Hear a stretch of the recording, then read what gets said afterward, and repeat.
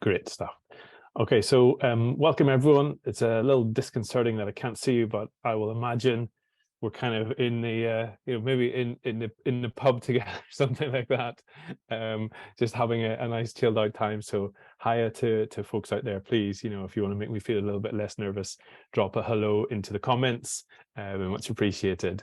The plan for the next sort of 50 minutes or so is, like Paul suggested, to give you a bit of an insight into like the science of instructional coaching, like how it works. But as well as that, what I'd like to do is to try and provide as concrete an insight into what effective instructional coaching actually looks like as well. So we'll try to make this as tangible, I think, as possible.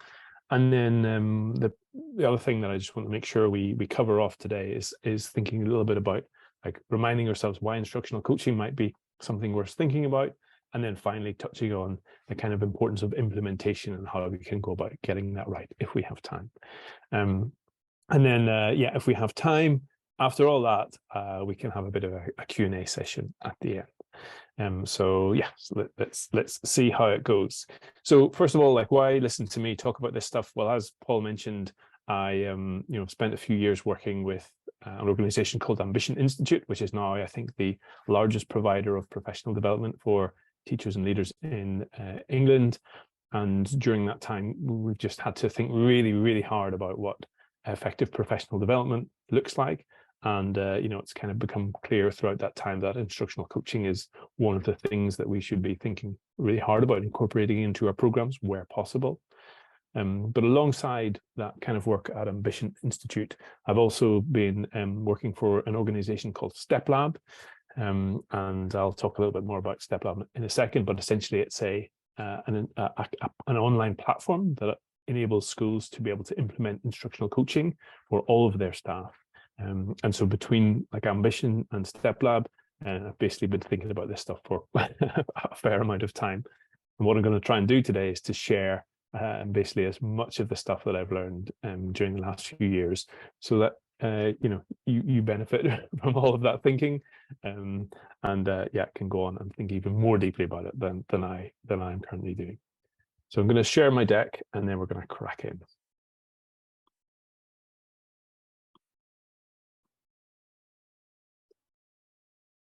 So here we go.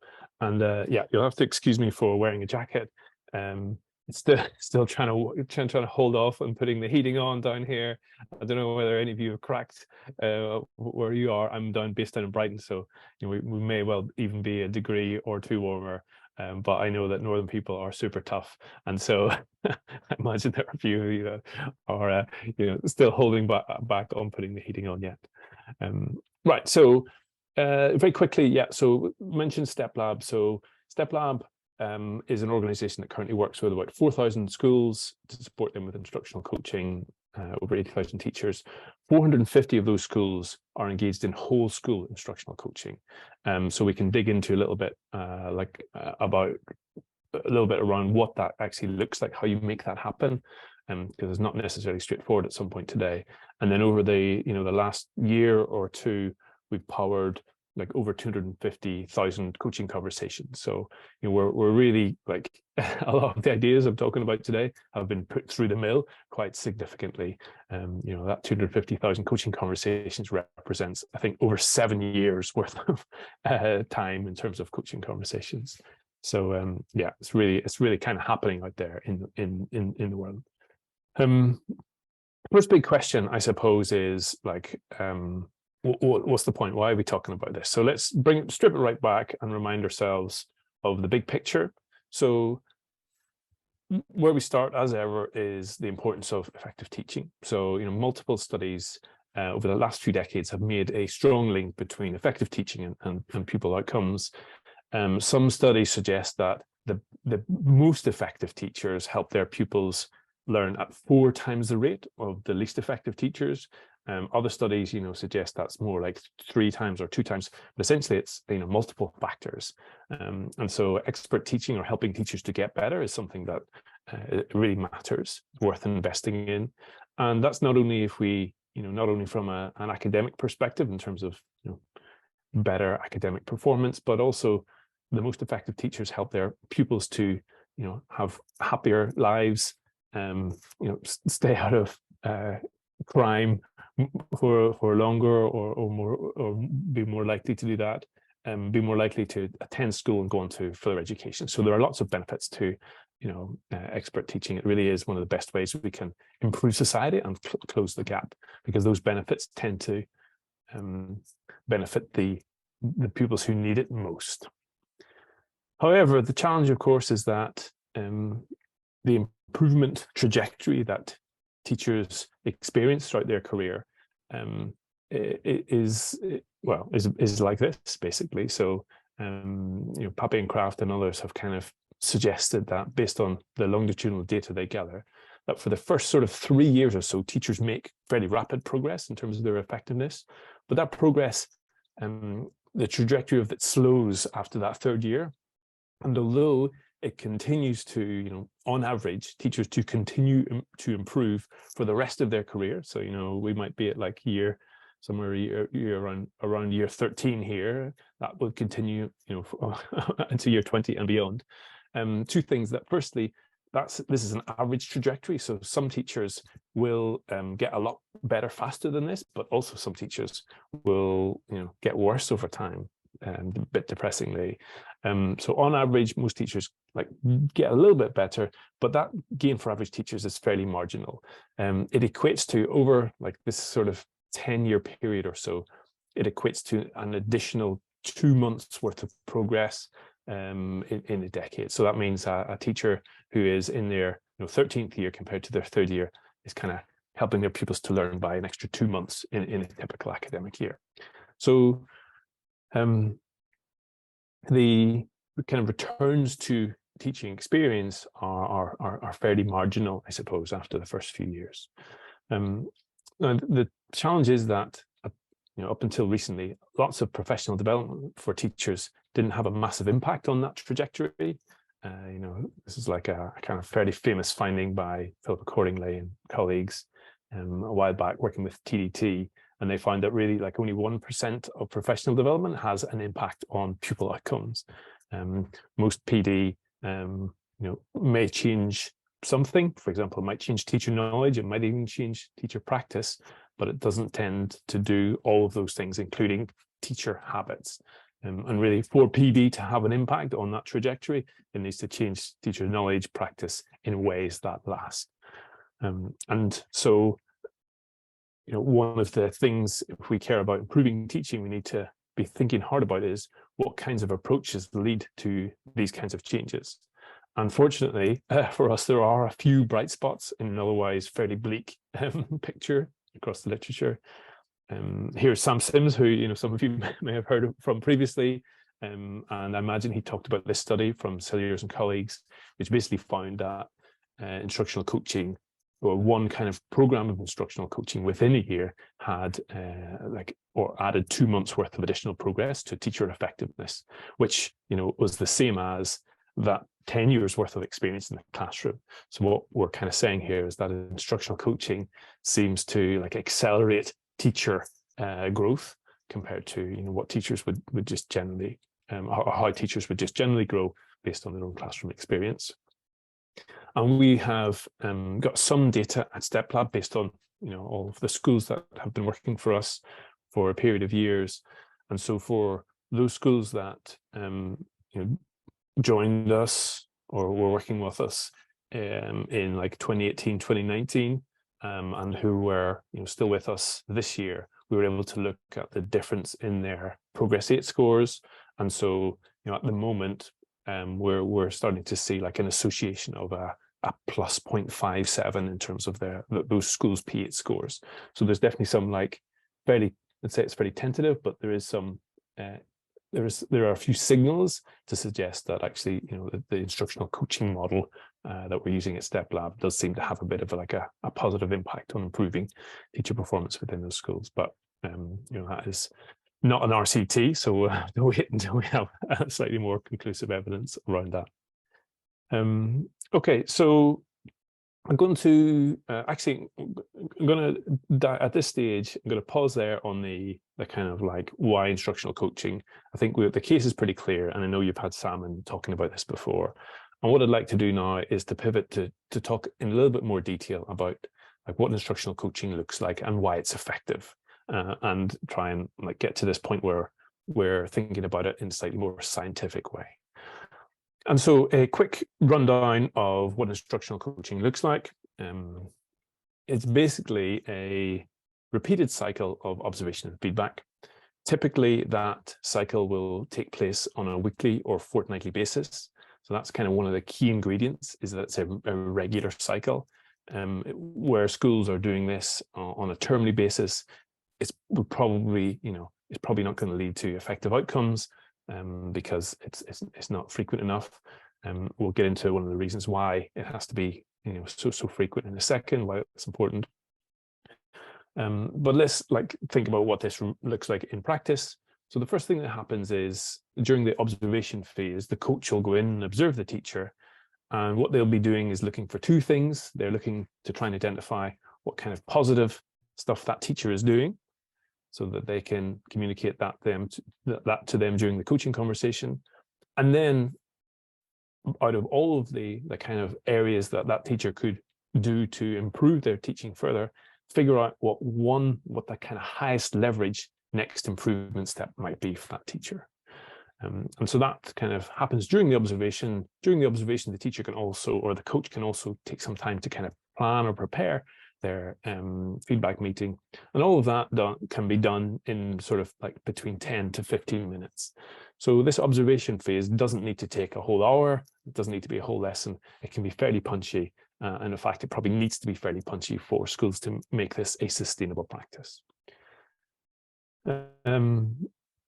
Typically, a few days later, there will be a feedback conversation, a coaching conversation between the coach and the teacher, where the coach will begin by giving the teacher some praise, identifying the things that they are doing well, that they observed, really just to build that like positive trust within that coaching relationship, and to make sure that the teacher is continuing to do the things, affirming the things that they're doing well, before beginning to offer them some suggested areas for improvements as a kind of third party coming in and looking at their lesson. When the coach and the teacher have agreed like what step the teacher's going to work on, then the coach will model what that looks like. Now, here is an example of a teacher modeling, perhaps giving instructions or asking a question. But of course, instructional coaching can be just as useful for things like curriculum planning or assessment design. And so it's not always, modeling doesn't always just involve a teacher standing up and doing something. It might be a teacher like showing another teacher, or the coach showing the teacher on the computer how they approach planning, or doing what we call a think aloud, talking about the process that they apply for the design of an exit ticket, for example. But the presence of a model is another one of these active ingredients. It's really important that we show as concrete as possible what good looks like, because teaching is often really hard to describe. And so actually showing rather than just telling seems to be a critical piece in driving improvement. Once the coach has presented a model, typically what would happen then is they would firstly, they'd ask the teacher to spend a little bit of time thinking about how they would contextualize that model for their own classroom, for their own subject, and for their kind of own teaching style. And so the teacher would do a bit of like recontextualization of the model that they've seen, think, okay, this is how I would kind of do it. This is what I might say. This is what I might do. This is how I might approach it, in ways that stay true to the kind of evidence and the model that you've described, but will really like fit with me. I can wear comfortably. And then they'd have a go at practicing that live there in the coaching conversation, and the coach would give them feedback on their performance, and the teacher would have a go at practicing it again. And perhaps that cycle, those coaching rounds, would happen between 3 to 5 times. And the idea is that the teacher is locking in that practice, making it trying to make it a habit outside of the classroom environment, because we know that establishing a habit in an environment where there aren't lots of other pressures and demands on our attention means that there's a much greater chance of establishing a more refined habit. The classroom is a really hard place to enact a new change, because you're constantly thinking about, like, what am I going to teach next? You're constantly trying to monitor your pupils and respond to their needs. Change requires an awful lot of your attention, and in the classroom you really can't give the amount of attention you need to make a really meaningful change to your practice. And so this is why taking practice out of the classroom and doing it in a safe, distraction-free environment is kind of another active ingredient for how we end up actually generating teacher change. And of course, practice doesn't stop in this environment. When we move to the classroom, we're still practicing, but that early phase of kind of refining what you're going to do, getting it to a point where you're happy with it, works best outside of the classroom with a trusted coach. And then the coach and the teacher will think about, right, how are we going to implement this? Which class are we going to start with? When's the coach going to come and observe me, et cetera, et cetera. And that really is the end of the coaching conversation. And the next thing that will happen is the coach goes back in to observe, to see that step in action, and the cycle will start again. And so that's kind of, at the most basic level, what an instructional coaching cycle will look like. I'm going to pause here just to give you a second to have a look at the summary diagram of what I've just described.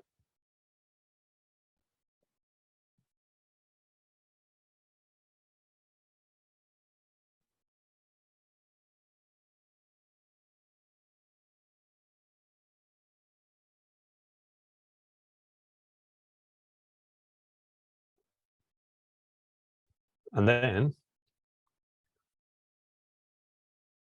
what we're going to do is I'm going to model it. Okay, I'm going to try to attempt to model what this looks like. And I'm going to put Paul on the spot, and I'm going to volunteer him to be to support me with this. Paul, are you up for it? I'm up for it. I was given 30 seconds notice prior to everybody connecting about this, so bear with me if my acting skills are as horrendous as I'm expecting. Excellent. Well, good. Yeah, we'll make a good pair then. Okay. So what's going to happen, Paul, and everyone else on the call, is that, first of all, I'm going to pretend to be the teacher, and you're all going to pretend to be the coach. Okay. So I'm going to invite you into my classroom. This is my classroom today, and I'm going to demonstrate a very small part of teaching. And what I'd like you to do is to imagine you're the coach in my classroom, and I'd like you to think about three things. I'd like you to think about A, something that I'm doing well; B, something or the different things that I could perhaps do better; and then C, out of that list of the different things that I could do better, which of them is the kind of highest leverage, which would have the biggest impact on my teaching. Okay, so Paul, to begin with, you're just going to be playing the role of the coach. So I'd like you just to imagine you're sitting in my classroom along with everyone else in this call. After I do this demonstration, I'd love to kind of jump to the chat and talk to you, Paul, about which aspects of my teaching you think I'm doing well, and which aspects you think I might be able to improve. So I'm going to don my glasses, and I'm going to jump into ITT Peps. Okay, so I'm a teacher in my training year, and I'm just about to give my class some instructions. And you're in observing, and you're thinking about whether I could give instructions any better. Okay, so here goes. Okay, class, I'd like you to talk to the person next to you and identify some differences between a pie chart and a bar chart. Write down anything you come up with and be ready to share back with the class. All right, that's it. I'm going to repeat it again. What you're looking for is anything at all you think I did well that you can feed back to me, anything you think I might be able to do better, and out of those things I might be able to do better, which one thing would have the biggest impact on my teaching. So here goes again. Okay, class, I'd like you to turn to the person next to you and discuss with them the difference between a pie chart and a bar chart. Write down anything you come up with and be ready to feed back to the class. Okay, that's right. So, Paul, are we're able to use the chat here, presumably. So Yeah. we got about 20 people in the room. Everyone, I'd like you just to take a second now and go to the chat and write down. Oh, can we use the chat, Paul? Yeah, we can, absolutely. We can. Okay, right. Yeah, I'm just trying to see where it is on my screen. But yeah, if you can message in the chat, first of all, what you think I might be able to do, or what you think I did well.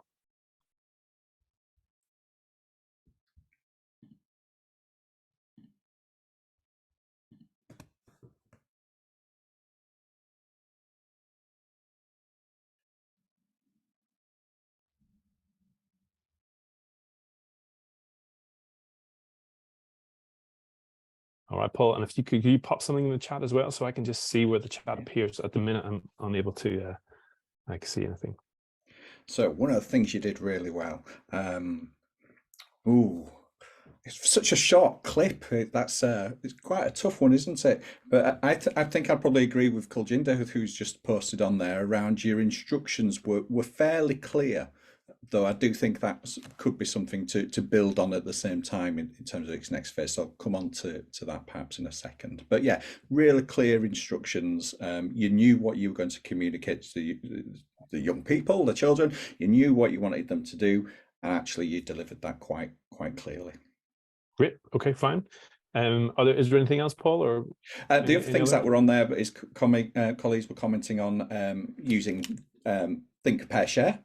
Yeah. And using talking partners was a positive. Okay.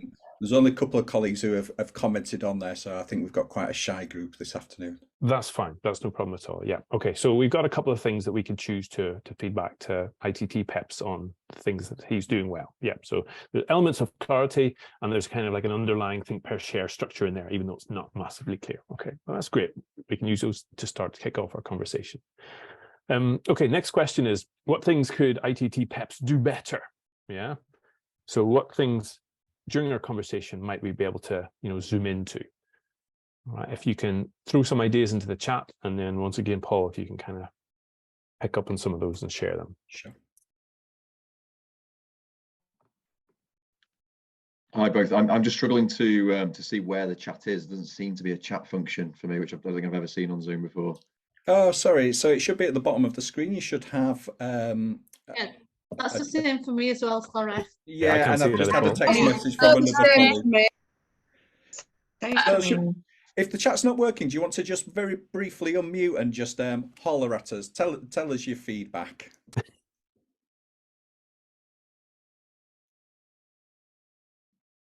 Is anybody brave enough? Hi, it's Kuljinder Shoka from Exceed Academy's Teaching School Hub. I was wondering why I was the only one in the chat. So I've just written, students need to be made aware that they should be prepared to back up their answer or justify their answer. Great. So that would have an impact on your teaching, because they should be able to back up their answer, whether they are right or wrong. So, and you can see if anyone agrees in the class or not. Like a Kuljinder. Okay, so that's one of the things that we could flag with Peps. Yeah, justification of their answers. Great. Any other suggestions? We talked possibility of needing to specify how many comparisons or similarities. So maybe 3 comparisons, 3 similarities, 3 differences, so that you're setting an expectation for output and production. Great. Yeah, the instructions were pretty vague, weren't they? So narrowing that down, telling pupils exactly what we want, it means that they're more likely to, end up providing that. Great. Anything else? I think I'd like to know if it was part of the cognitive, part of normal routines to talk in pairs, because that would help reduce the cognitive load. And I also think it would be quite useful to have had maybe some illustrations of both of those items, so that they weren't having to think at all about what they actually were, but could zero in straight away on the differences. Really nice. Yeah, great. If pupils couldn't remember what these things were, then this discussion is going to be a waste of time. So you're right, having like an illustration behind me of you know, a pie chart and a bar chart would yeah, really mitigate that risk. Fantastic.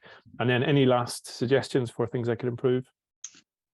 I was just going to say that I would probably encourage individual students to have some quiet time first, just to make a note of what they're thinking. So, and then join that pair discussion, having gathered their thoughts and made some of their own personal notes. That way, if one partner is more confident, then the other person may not be as contributing as much. Absolutely right. Great suggestion for kind of increasing the ratio of thinking time that happens within that activity. So yeah, absolutely right. I think Okay, where Paul, I was in summary really is I felt your instructions were clear. You could see that those instructions would work. To know this is probably something that's been as a technique that's been used in the classroom many, many times, but there was scope there to scaffold that further just to support the activity. And I think colleagues who have come onto the video call have really, you know, elaborated on what that could be. So it wasn't as if it, you know, was poor practice by any means, but absolutely there was scope there to enhance and scaffold activity for the young people, like colleagues have described. Great. Okay, fab. So we got some ideas of things that you know, Peps could do better. Now what we got to do is figure out like what do we think the kind of highest leverage thing that Peps can change, and you know, I think like a couple of people have mentioned the kind of think pair share structure and the fact that it can increase the ratio of a kind of pupil attention being paid to the content. So let's just go with that. All right. And it's key that we focus on just one small thing at a time, because if we try to give Peps, you know, 5 things to change at once, then it's going to be really hard for him to pay enough attention to any of them to make a meaningful change. So one of the kind of active ingredients of effective instructional coaching is focusing on just only one small thing at a time, even though, you know, there are lots of things that Peps could do better. It's just not feasible for him to change all of those things at once.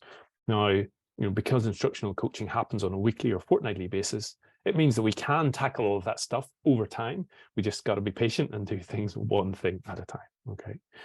Right. So what I'd like to do now is a very brief demonstration of a coaching conversation. What we're going to do now is flip the roles around. And Paul, I'm going to ask you to, like, you know, don the metaphorical glasses and become Peps, and I'm going to try and coach you. So I don't know whether you have any glasses nearby. I'm just looking for them. I do. Oh, I think I do have some reading glasses. It's whether they'll work with my contact lenses. So here we go. Perfect. Look at this, seamless. I've lost the lens. I'm not sure I understand. Neither does Siri. So I'm not going to wear those because I've actually broken them whilst they've been in my bag. Well, let's imagine you've donned them, and now you're ITT Peps, and I'm your coach. Okay. So the couple of days have passed. You know, we've been in. We've seen ITT Peps in action. We've got an idea of the kind of, you know, the thing that we're going to provide some positive feedback on. We've got an idea of the one thing we're going to zoom on that might you know, help Peps to get better, and we're just going to like run a very, very brief basic coaching conversation. Okay, snap, let's go. Hi Paul, thanks so much for you know, letting me to come into your lesson earlier in the week. Really enjoyed, you know, watching your teaching. You've got a, you know, a really lovely relationship with that group, and you know, I was really impressed by the clarity of your communication. You know, were very economical in your use of language, and I'd encourage you to keep, you know, up that discipline, because the fewer words you use, the more attention that pupils can pay to the, you know, the actual content of your instructions. So that was a really powerful aspect of your teaching that I saw. I've also got an idea or I've got a suggestion of something that you could do to make your instructions even more effective. Would you be interested in hearing that? Yeah, definitely, if it supports learning. Great. Yeah, fab. So one of the things that I think you could do to, you know, improve your instructions is be even more explicit about the kind of think pair share approach that you can, is kind of loosely underlying your approach. So you asked pupils to, you know, get together to discuss what they thought the differences were, but actually what you can do to kind of supercharge that approach is get them to think individually before they come together to discuss. And by doing that, what you're doing is making sure that every single pupil spends some time thinking about this and doesn't end up being a loafer in that conversation and let the other person do all the kind of hard thinking. And you probably end up with pupils coming up with better ideas because they're bringing, their own perspective before there's the kind of echo chamber effect happens in that discussion. How does that sound? Fantastic. Great. Okay, so what I'm going to do is provide a brief model of what that might look like, so you can get a sense of like actually what does this look like in practice, and then we'll chat a little bit more about it. Okay. Okay. So here goes. So this is one way that you could change your giving of instructions potentially to be a little bit more effective. Okay, class. When I say go, in a second, you're going to take 30 seconds to think on your own and identify one difference between a pie chart and a bar chart. And then after 30 seconds, you're going to turn to your partner, share what you found out, make a note of the things you discussed, and be ready to share back with the class. Okay, go. All right, well, so I'm going to do, and I'm going to model that again quickly, so you've just got it, really firm in your head, and then we'll take it from there. Okay, class, when I say go, you're going to take 30 seconds to think on your own to identify one difference between a bar chart and a pie chart. And then after 30 seconds, you're going to discuss with your partner, share what you found, make a note of any of those things, and be prepared to share back with the class. Go. Okay, Paul, did you pick up on the kind of differences between what you had done in your lesson and in this model? Yeah, absolutely. Your approach was much more structured. It was much clearer in terms of what you expected the children to be doing. So that time for them to think for themselves, the idea that they're going to share one of their ideas, they're going to discuss a broader range of similarities and differences and capture that within their notebooks. That, I think, it is a more robust conversation, but also it gives them some scaffolding to share back with the rest of the class later in the lesson. Great. And now, if we were continuing this coaching conversation, I would invite you to take a bit of time to kind of script that approach for yourself, to think like, what language would you use in your class? What would that look like? And then I'd say, Paul, do you want to have a go at actually doing it in front of me? You hopefully stand up and have a go. I'd maybe give you a little bit of feedback to help you refine that approach even more. We might do it again. And then even when you've got it right a couple of times, we might say, right, let's just do it one more time to really lock that habit in, so that when you get to the classroom, you really don't have to think about it. It's almost like muscle memory. It's just going to happen. And your giving of instructions is going to be superior to how it was previously. And then we'd wrap up the coaching conversation by agreeing, which lesson am I going to come in to see this in, who you're going to start, teaching it with, how you're going to roll it out, all of that kind of stuff. And that would be, our coaching conversation all wrapped up. Everyone, please can we give Paul a round of applause for being a very willing volunteer? Silent round of applause on the chat. I think you'll be getting the Oscar, not me. I'm not sure any of us are going to be getting Oscars tonight, but hopefully we've kind of given a sense of what it looks like in practice. And of course, I'm trying to practice what I preach. We know one of the active ingredients in instructional coaching is modeling, which is why I've tried to actually model it to everyone today. Can I just interject right, share the screen again? a question? Oh, sorry. Yeah, please do. Would that process look any different if you were working with an experienced teacher who still needed to change habits? Right. Yeah. So that's where basically I'm going next, Paul. Yeah, it's starting to look at the nuances of that. So let's just hold that question for a second. I'll talk a little bit about it, and then we'll kind of jump into some of the detail there. Okay. Wonderful. But yeah, really, really important question. So what we've talked about is a really basic version of the instructional coaching model. Few little nuances. Firstly, just a reminder, it's not just about the kind of performative aspects of teaching.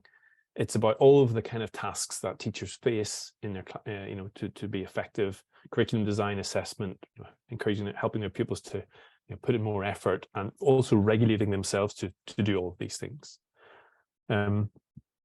really we want to make sure that those little steps that we identify add up to something bigger over time. So, you know, we might just not go from like 1 week focusing on helping ITT Peps to get better at his instructions to the next week focusing on an exit ticket design.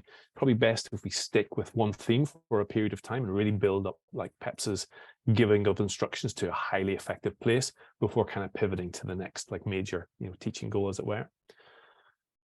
Really important that instructional coaching is focused on developing teachers and not judging them. When you try to kind of like, you know, if for example, when I went in to observe a teacher, I, you know, tried to score them or, you know, give feedback to their line manager, it kind of changes the relationship and it changes the what happens during that coaching cycle quite significantly. And so for instructional coaching to work, we really you got to tease apart the kind of like performance management side of things and make sure it's purely developmental and not judgmental. And then the final thing is that, you know, what I've shown you today is a very basic model. You know, what we've done is we've looked at a teacher who is pretty new in their career. However, for a more experienced teacher, we probably want to do something slightly different. And so, you know, at its heart, most effective instructional coaching is what we might call responsive. It's based on the needs of the teacher we're working with. And so, you know, very crudely, if we're working with a very new teacher, it's much more likely that we're going to be a bit more directive because new teachers don't know what they don't know. ITT Peps probably didn't know that like there was a potential think pair share structure in there waiting to like come out. And so, you know, he probably just really appreciated us spelling out exactly what he could do to be better. However, you know, if I was working with one of you in the room who are, you know, very experienced teachers, that coaching relationship would be vastly different. You know, you'd probably come to the table with just as many ideas for what you could do better as I would, and therefore my role as a coach would be slightly different. However, what's really important to recognize is that instructional coaching is just as important for experienced teachers as it is for new teachers. It's not just a thing for teachers who, you know, need to get better or need support. In fact, it's those experienced teachers, the good teachers, who probably need it the most. Remember back to that trajectory curve we saw earlier. It's experienced teachers who, you know, need the most support to keep getting better every day.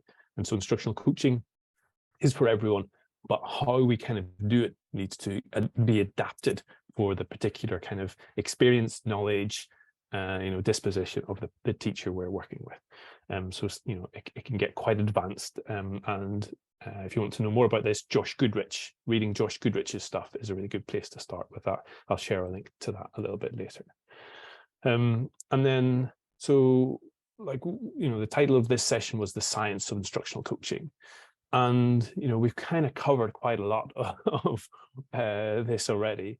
But if you look at instructional coaching through the lens of the science of learning, of which, you know, these are probably like 6 of the core principles, then it makes complete sense as to why it's effective. So I'm just going to pause for a second, let you read these, and then I'm going to draw a few connections to make this really concrete for us.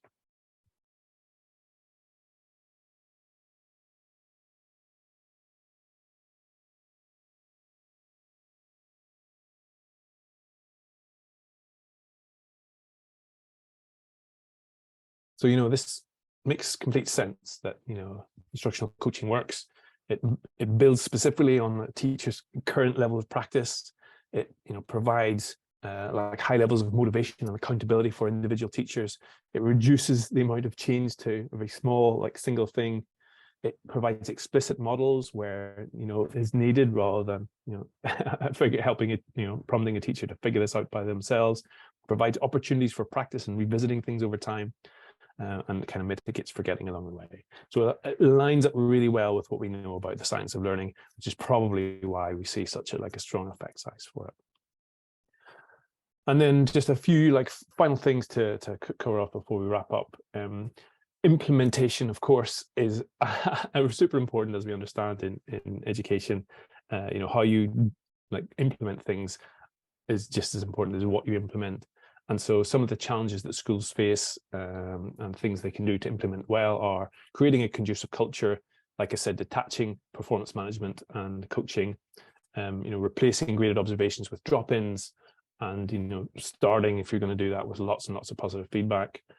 Along the way, building coaching capacity slowly. So maybe starting with a small group of coaches within your school before like starting to open up that to more and more coaches. Of course, leading by example, and then building up to a point where everyone is being coached, not just those who kind of need it, because that sends a really strong message about like everyone can improve and should improve. Of course, having the right systems in place is critical. So like that's why it's so important to keep the timings as tight as you possibly can for observation and feedback, so you can do it every week. Lots of schools like make it work by providing a dedicated slot in a week for everyone to have their feedback meeting, so that it definitely happens. And then of course schools can also provide kind of like steers as to what everyone should be working on in a kind of like quite large grain size. So every teacher can get better at like checking for understanding or assessment, but every teacher will also have like a different way that they can improve within that. And then finally, it's important to sustain stuff over time, and that requires us to engage with gather and engage with the data around instructional coaching, who's doing it, and help those who are doing it to keep doing it, and those that aren't to start to do it even better, and then over time to delegate that and empower your staff to kind of lead with the whole approach. If you're interested in kind of finding out more about what we've talked about today, then there is a free beginner's guide on StepLab.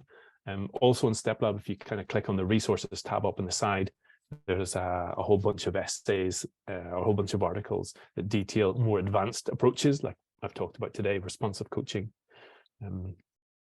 And StepLab is also launching a bunch of coaching hubs. These are schools that are making instructional coaching work really well, that you could potentially go and visit. So, one thing to consider, Paul, for you and schools here.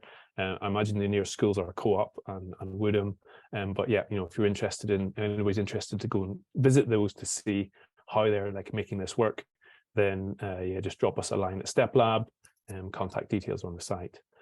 And yeah, I'm going to pause there, stop there, and we have, I think, about 10 minutes left. I'd love to have any questions that people have. So in the absence of the chat function, welcome colleagues, just unmuting and any questions that you might have. This is traditionally the point where nobody comes forward, so be brave, unmute and throw Pep some of your questions. I've got a question, if that's okay. It touches on something you've already talked about, which is instructional coaching for veteran staff. And the organisation I work for, a majority of the staff have been teaching for many, many, many years. And that point when you go back in to give them feedback, why is it that we don't, or can we ask them for ideas as to how they see their practice improving? How do you feel about that? Right, so absolutely, yeah. And I think I was trying to capture that in that responsive coaching model. So with the veteran teachers, absolutely, it's going to be more of a negotiation, and they will bring like at least as many ideas as to how they will get opportunities for them to get better as you will as a coach. And so your kind of role as a coach is a little bit different there. It's to provide a sounding board for them, is to provide like an objective extra pair of eyes to try and like give them some stimulus to think about what they're doing. And then perhaps most importantly, it's just to like be a partner in that improvement journey and kind of help hold them to account, so that somebody's there showing that they care about helping them to get better, and it's going to like stick with them and work with them along the way. What works really well is if you pair people up and they coach each other. So it's not just like one veteran coaching the other. Actually, they take turns every week. One of them goes in, watches, provides some feedback, and the next week they'll switch that role around. And actually what you get is teachers having these really productive conversations about what's going on. And of course, they get to see practice in other classrooms, which can also like keep inspiring them. So you're absolutely right. It needs to be a slightly different approach, depending on the kind of experience level and need and disposition mindset of the teacher you're working with. Yeah. So I'm thinking of pairing my teachers up so they can provide that soundboard for each other. Do they need training within that relationship, or because they've been teaching for many years? Yeah, well, I'd say yes. I think there's like there are basically ways that this can go wrong, and I think so. At the very least, what you want to do is provide some training, provide some guidelines, or I don't know the analogy I'm thinking about. You know, when you go bowling and they put up the guardrails at the side, so at least some guardrails to try and keep them on track, and like those kind of guardrails will be stuff around things that I've talked about today, like making sure that this is a developmental focused, not judgmental focused approach. So they're not in any way trying to like rate what the teaching they see or judge it, or you know, feedback to line managers. This is purely a conversation where you're trying to help a colleague to continue to get better. And then like, you know, possibly a slightly harder thing for staff, but is really powerful, is this kind of idea of practicing outside the classroom. Like we know it does seem to make a difference. It does help teachers to get better. And when teachers have had a go at doing it, they kind of become converts and advocates of it. But initially, it can be quite a daunting and uncomfortable idea. And lots of teachers will, like veteran teachers in particular, will shy away and just like want to avoid that. And so I'd say, like, for me, that's part of the training exercises. You know, leading by example, having some coaches within the school demonstrate that and show that, you know, they're doing it and it's working for them. And that's like means that then it's more likely for veteran teachers to be willing to give it a try. Yes, it's an area that often practitioners don't have an opportunity to model to each other. And I'm using the ideas from the Education Endowment Foundation around professional development, those 4 building blocks. So yeah, I wish myself good luck with that. Thank you. Yeah. Any other questions? Hiya, it's Maureen from Exceed School Teaching Hub. Can I just say a massive thank you first of all, because it was so clear. I feel like I can leave the training having a real good grasp of what instructional coaching is. So thank you first of all. So my question is, the beginner's guide, which is on StepLab. So our ECTs, we have hundreds, they do use StepLab. Am I okay to share that resource with mentors? They might already have it on their StepLab, but I'm just checking if you know the answer to that. Of course you can share it, yes. Fabulous. Yeah. Thank you so much. But honestly, again, thank you. It was really helpful. Thank you, Maureen, for saying that. And yes, so important point at the minute, like Ambition uses StepLab and instructional coaching as part of our ECT program. However, that's only kind of one of the ways that instructional coaching can be used. There are also like lots and lots of schools that are using it for all of their staff. And actually it's those schools that are using it for all of their staff that are, you know, seeing the biggest gains, as you might expect. And so there's like, I think a piece of work for us to do as a sector to make sure that instructional coaching doesn't just be seen as this thing that is for new teachers. It's for, you know, the best teachers should be the ones who, you know, really, you know, should have access to it as well. I think that's how we've seen it locally. It feels to us as if the early career framework-based training has been an introduction to instructional coaching for many schools, and that's great. You know, it's one way of doing instructional coaching, but it's now starting to shift the conversation to think about more experienced teachers or veteran teachers, as I described as earlier. You know, what does that model look like? What does this look like? Not just working with a handful of ECTs in your school, but at a whole school level. And what we hope through some of these sessions this year is we can help take schools on that journey. So there's been a couple of useful pointers in today's session about organisations we might want to reach out to and talk to for subsequent events.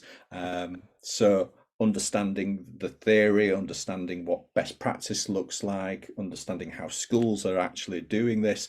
You know, I think there's lots of powerful information there that we'll all interpret in our own way, in our own context and settings, and hopefully we can drive that. A colleague mentioned the idea of accessing training. For us, that feels really crucial. And again, whether that's to do with your early career teacher and, you know, the ECF-based training that mentors would access and so on, or whether it's investing in, you know, the professional development of, as we describe them, as expert teachers. Teachers are really confident in the classroom, really effective practitioners, people who are able to introduce instructional coaching and able to train other teachers on instructional coaching practice. That's what we're funding through our partnership with what was the opportunity area. So there are programs out there. Ambition have launched a program recently, but there's lots of organizations offering some good stuff. It's really worth exploring what's available and making sure you have people who are really confident with this. The 47 teachers we'll have put through training, they'll have attended 4 full days of conferences, plus had 5 one-to-one coaching sessions. They tell us it's some of the very best CPD they've ever had. So there's obviously a cost and a resource associated with that, but we're seeing the benefits of that investment, and those schools are seeing that benefit. So I'd only encourage you to explore taking this further. Any other questions from colleagues on the call?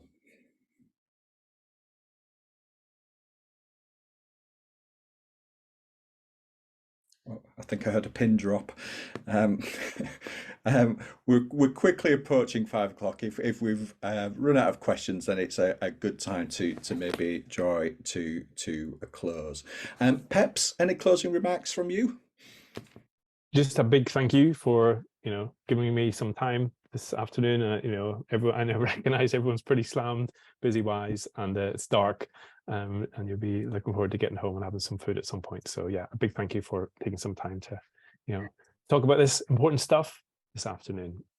And from us, Peps, thank you, and thank you for your time, and to be able to work with you in this way, and get that little insight, an hour's insight, I suppose, into the great practice around instructional coaching, and to see aspects of that in practice as you've modelled today is really, really powerful. So thank you. We'll keep signposting your tweets and your threads and a lot of the materials that you're involved with, and the research and so on. And I've posted into the chat a link to where people can access the recording of the Sam Sim session and a recording of today's session.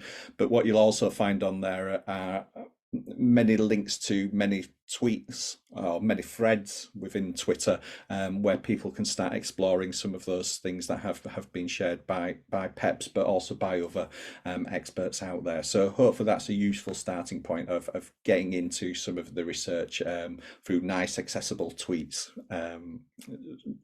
easy to digest. So fabulous. Thank you everybody for joining us. We're loving working with you on instructional coaching, and we'll be looking to schedule some more of these events. So keep your eye out for more events coming in the spring and the summer term.